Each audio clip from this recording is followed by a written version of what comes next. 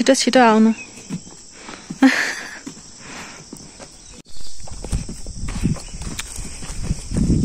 भनेपछि आज मारी आलु खनाइ हुन्छ चलो न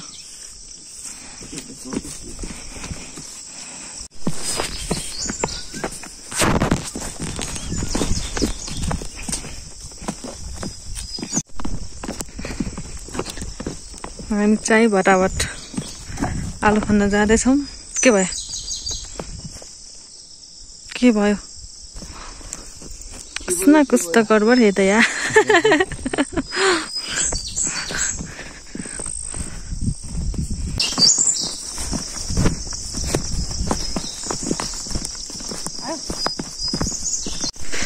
फाइनल्ली हामी चाहिँ बारीमा आइपुग्यौँ अब चाहिँ यो घाँसलाई काटेर यो बारी फाँडेर आलु रोप्ने होइन खन्ने तयारी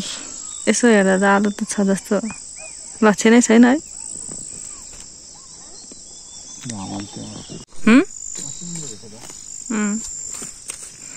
घाँस काट्ने तयारी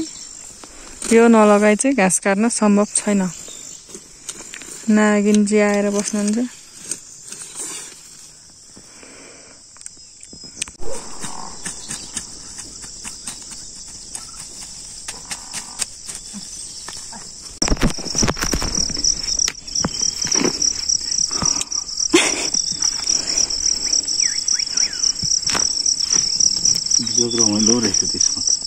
रमाइलो लाग्यो यहाँ छ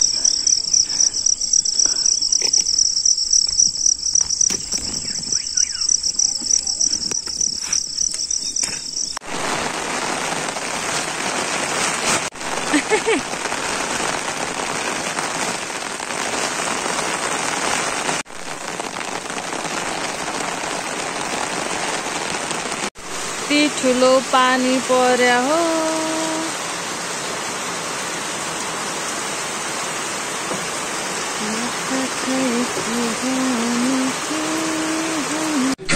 आफ्नै बारीमा फलेको फर्स्ट आलु कस्तो लाग्यो त एकदम स्पेशल दामी छ है